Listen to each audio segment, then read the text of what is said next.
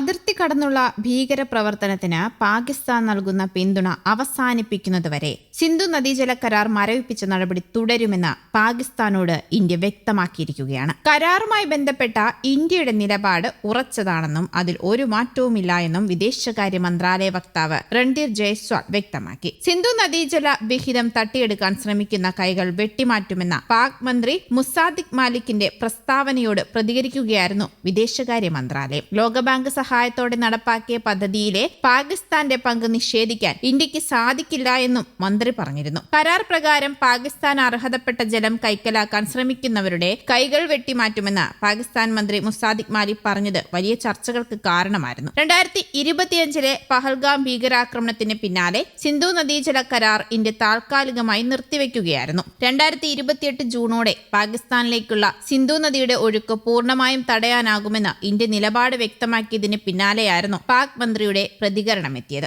India തങ്ങൾക്ക് അവകാശപ്പെട്ട ജലവിതരണം നിയന്ത്രിക്കാൻ ശ്രമിക്കുകയാണെന്ന് മുസാദിഖ് മാലിക് പറഞ്ഞു. പാകിസ്ഥാന്റെ ജലസുരക്ഷയ്ക്ക് ഭീഷണിയായ പ്രത്യാഘാതങ്ങൾ നേരിടേണ്ടി വരുമെന്ന് അദ്ദേഹം മുന്നറിയിപ്പ് നൽകുകയും ചെയ്തു. ഇന്ത്യൻ ഭരണകൂടം പാകിസ്ഥാനിലേക്കുള്ള ജല അവകാശത്തിനുമേൽ ഏകപക്ഷീയമായ നിയന്ത്രണം കൈയാളുകയാണെന്നും കൂട്ടിച്ചേർത്തു. ഞങ്ങളുടെ ജലവിഹിതത്തിന്മേൽ അവകാശവാദം ഉന്നയിക്കുന്നവരുടെ ആ കൈകൾ ഞങ്ങൾ വെട്ടിമാറ്റും, അദ്ദേഹം പറഞ്ഞു. സിന്ധു നദീജല കരാറിൽ ഇന്ത്യ നടത്തുന്ന ലംഘനങ്ങൾക്കെതിരെ UN രക്ഷാസമിതി അടിയന്തരമായി ഇടപെടണമെന്നാവശ്യപ്പെട്ട് പാകിസ്ഥാൻ നേരത്തെ UN സുരക്ഷാ കൗൺസിലിന് ഔദ്യോഗികമായി കത്തുമയച്ചിരുന്നു. നിലവിൽ കടുത്ത ക്ഷാമമാണ് പാകിസ്ഥാൻ നേരിടുന്നത്. 2025 ഏപ്രിലിലുണ്ടായ ഭീകരാക്രമണത്തിന് പിന്നാലെ ഇന്ത്യ 1960 സിന്ധു നദീജല കരാർ നിർത്തിവെക്കുകയായിരുന്നു. 26 പേർ കൊല്ലപ്പെട്ട ഈ ആക്രമണത്തിന് പിന്നാലെ ഉണ്ടായ സംഘർഷാവസ്ഥ ഇപ്പോഴും തുടരുകയാണ്. ആക്രമണത്തിന് പിന്നിൽ പാകിസ്ഥാന്റെ പിന്തുണയുള്ള ഭീകരരാണെന്ന് ഇന്ത്യ കുറ്റപ്പെടുത്തിയിരുന്നു. ഇന്ത്യക്കെതിരെ പരസ്യ ഭീഷണിയുമായി പാകിസ്ഥാൻ പ്രതിരോധ മന്ത്രി ഖ്വാജ ആസിഫ് രംഗത്ത് വന്നതാണ് കാര്യങ്ങൾ വീണ്ടും വഷളാക്കിയത്. സിന്ധു നദീജല കരാർ നിർത്തിവെക്കാനുള്ള തീരുമാനം മാറ്റമില്ലാതെ തുടരുമെന്ന് ഇന്ത്യ വ്യക്തമാക്കിയതിന് പിന്നാലെയായിരുന്നു ആ ഭീഷണി സന്ദേശം വന്നത്.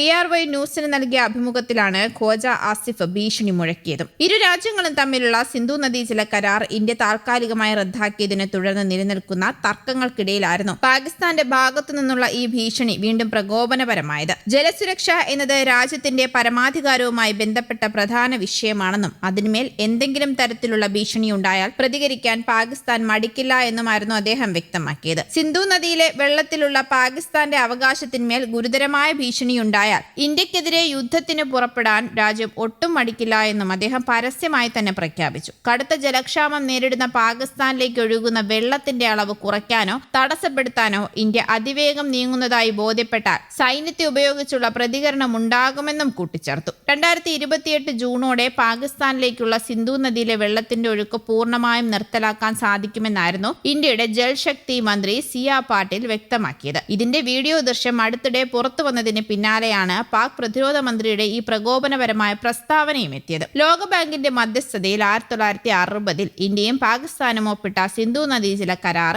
6 നദികളിലെ ജലം പരമാവധി ഉപയോഗപ്പെടുത്താൻ ലക്ഷ്യമിട്ടുള്ളതായിരുന്നു. ഇതനുസരിച്ച് കിഴക്കുഭാഗത്തെ റാവി, ബിയാസ്, സത്ലജ് നദികളിലെ ജലം പരമാവധി ഉപയോഗിക്കാൻ ഇന്ത്യക്ക് അവകാശവുമുണ്ട്. അതുപോലെ പടിഞ്ഞാറ് ഭാഗത്തെ നദികളായ സിന്ധു, ഝലം, ചെനാബ് എന്നിവയിലെ ജലം പാകിസ്ഥാനും ഉപയോഗിക്കാം. പടിഞ്ഞാറ് ഭാഗത്തെ 3 നദികളിൽ ഇന്ത്യക്ക് അണക്കെട്ടുകൾ നിർമ്മിക്കാൻ അവകാശവുമില്ല. 65 വർഷം പഴക്കമുള്ള ഈ കരാർ കാലഹരണപ്പെട്ടുവെന്നും പുതിയ സാഹചര്യങ്ങൾ കൂടി പരിഗണിച്ച് പുനഃപരിശോധന വേണമെന്നും ഇന്ത്യ ആവശ്യപ്പെടുന്നുണ്ടായിരുന്നു. കരാർ പാകിസ്ഥാന് അനുകൂലമായതിനാൽ അവർ ഇതിന് തയ്യാറല്ല എന്നതാണ് ഇവിടെ കാര്യങ്ങൾ കൂടുതൽ സങ്കീർണമാക്കുന്നത്.